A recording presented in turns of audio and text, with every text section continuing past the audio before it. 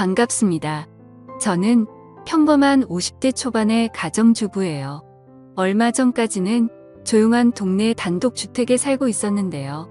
아이들 학원 근처에 괜찮은 아파트가 나왔더라고요. 사실 아파트는 공동체 생활이라 감수해야 할 것이 많다고 들었었거든요.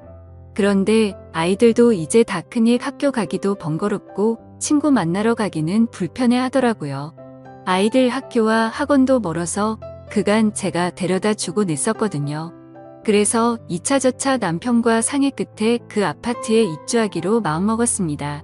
아파트 신축 공사가 완료되자 저희는 처음으로 아파트 생활을 마주하게 되었어요. 전원 생활에서의 조용함과 안락함, 개인적인 생활에 대한 이로움은 없었지만 좋은 시설과 편리성은 정말 최고더라고요. 처음에는 위아래층 옆집의 이웃들이 살고 있는 것에 대해 영 적응이 되지 않았었는데 시간이 지나니 차츰 적응되어 가더라고요. 다행히 아파트의 소음도 괜찮은 편이었어요. 전원 생활을 할 때에는 기껏 해봐야 동네 이웃들도 몇 없었는데 아파트에는 사는 사람들이 많으니 엘리베이터나 지방마트에서 종종 보게 되는 주민들도 생기더라고요. 그래서 저희 애들 또래의 엄마들과도 친해지게 됐고 아파트에서 일하시는 경비 아저씨들과도 서슴없이 인사하는 사이가 되었죠. 가정주부라서 낮에 무료할 때가 많았었는데 예전에는 집에서 혼자 책을 보거나 TV를 종일 보는 게 유일한 낙이었다면 아파트에 이사온 이후로는 동네 한 바퀴 산책하면서 아는 엄마들과 주민들과 소통하고 지내는 게 유일한 낙이 되었어요. 특히 우리 집 앞 경비 아저씨는 저보다 서너 살 조금 나이가 있어 보이는데 항상 웃는 얼굴에 인상도 참 좋으셔서 볼 때마다 기분이 좋아지고는 한답니다. 정말 말 그대로 동네 경비 아저씨에 걸맞게 인사성도 좋으시고 아파트 관리 일에 참 열심히 하세요. 어느 날은 더운 여름날이었는데 땀을 뻘뻘 흘리시면서 수리 작업을 하시는 거예요. 저는 마침 지방마트에 가는 길이었어서 음료수를 사가지고 와서 아저씨께 드렸어요. 많이 더우시죠? 이거 드시고 기운 내셔요. 아이고, 뭘 이런 걸 감사합니다. 805호 사시죠? 네, 맞아요. 아이들이 거의 다 컸다 보니 낮에는 저 혼자만의 시간이 많네요. 그러시겠어요. 심심하시면 산책도 하시고 경비실에 오셔서 얘기 나눠보아요. 그럴까요? 제가 내일은 수박 썰어 가지고 와야겠어요. 경비 아저씨는 수박까지 가져오시냐며 괜찮다고 했지만 아저씨와 소소한 대화 나누는 것도 재미있었고 더운 날 고생하는 분께 잠시나마 휴식을 드리고 싶더라고요. 그래서 다음 날 말한 대로 수박을 잘라 가지고 와서 경비실로 향했습니다. 가고 있는데 지상 주차장에서 시끄러운 소리가 나더라고요. 가보니 경비 아저씨와 한 주민이 얘기 중이더라고요. 그런데 주민의 언성이 높아지면서 아저씨에게 삿대질을 하며 오라고 하고 있는 게 아니겠어요. 걱정이 돼서 얼른 가고 왔습니다. 가보니 주차 문제로 화난 중년의 남성 주민에게 경비 아저씨가 나서서 말린 이 괜히 불똥이 아저씨에게 튄 듯 보였습니다. 그때 난감해하고 있는 아저씨에게 주민이 욕을 하며 어깨를 밀치는 거였습니다. 저기요. 이분은 아파트를 위해 일하는 분이시고 그에 따라 설명해 주신 것뿐인데 이분이 무슨 죄가 있으신가요? 경비 아저씨라고 막대하시면 안 되지요. 사과하세요. 당신이 뭔데 이래라 저래라 부인이라도 돼요? 저도 아파트 주민이고 운전하는 사람이에요. 화가 나도 이건 아닌 것 같네요. 사과하시죠. 잠시 후 그 주민은 머쓱한 표정을 지으며 경비 아저씨께 사과를 하더군요. 흥분을 가라앉힌 주민은 본인이 예민했다면서 죄송하다 말하고 자리를 뜨더군요. 저는 수박을 들고 아저씨와 함께 경비실로 갔습니다. 아이고, 직원 한 명이 외근 나간 바람에 혼자 있어서 일이 더 커졌었네요. 별일 아니에요. 이 일하다 보면 이런 일 수두룩 한답니다. 아무튼 고맙습니다. 갑질도 아니고 저런 식은 지나칠 수 없었네요. 기죽지 마시고 힘내세요. 아저씨. 평소 늘 웃는 표정의 아저씨였었는데 그날은 회의감이 되셨는지 속상한 기색이 엿보였습니다. 아저씨와 수박을 먹고 있는데 그때 아저씨에게 전화 한 통이 걸려왔어요. 딸이더군요. 딸이 대학생인데 공부를 열심히 잘 안다고 하더라고요. 이번에 장학금도 타왔다고 하더군요. 경비 일을 하시는 아버지 보고 조금만 참으시라며 본인이 졸업하고 취업해서 용돈만이 드릴 거라고 하더라고요.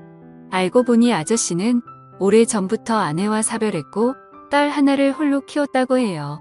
남자 혼자서 딸을 키웠으니 얼마나 고생이 많았을까요?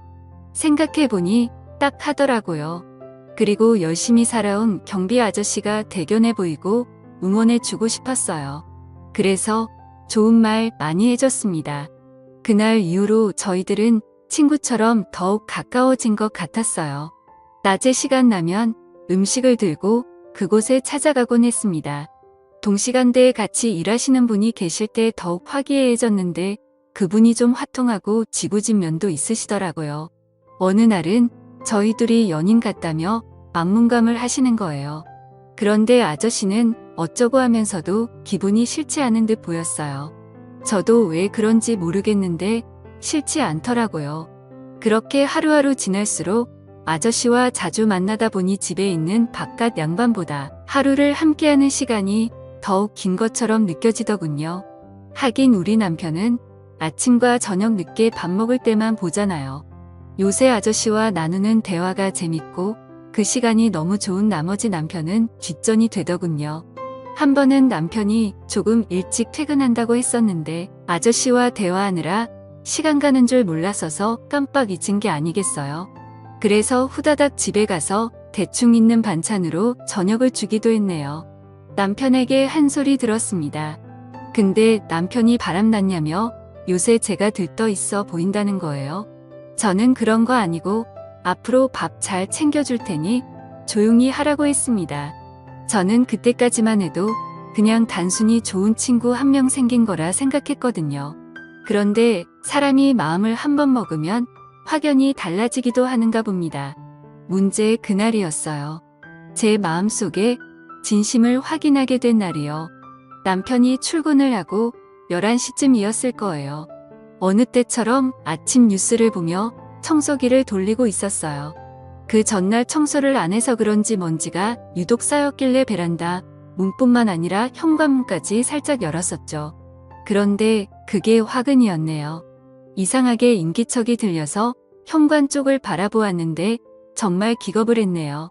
전단지를 돌리고 있던 어떤 한 남자가 슬금슬금 현관 안으로 들어온 거예요. 그런데 단순히 호기심이었는지 다행히 제가 소리를 지르니 바로 뛰쳐나가더라고요.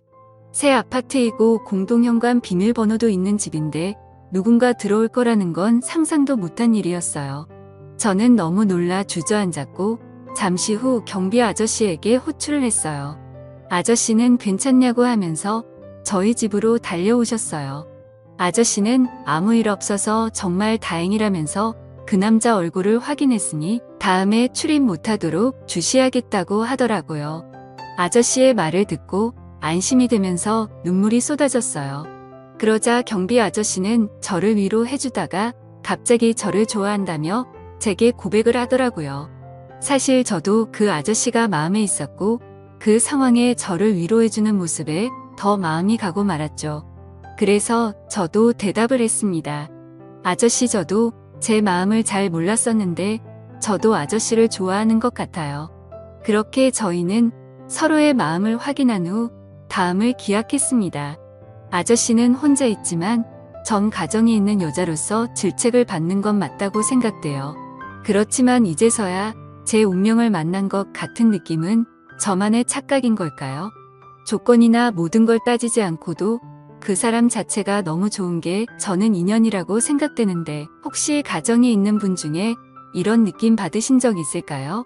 지금도 제 머릿속에 박한 남편은 한 개도 생각이 나질 않아요. 온통 아저씨만 떠오르고 제가 정신 나간 건지 그냥 연애하는 기분을 느껴서 그런 건지 정말 여러 의견 듣고 싶네요. 지금까지 제 사연을 들어주셔서 감사드립니다. 구독과 좋아요 부탁드려요. 감사합니다.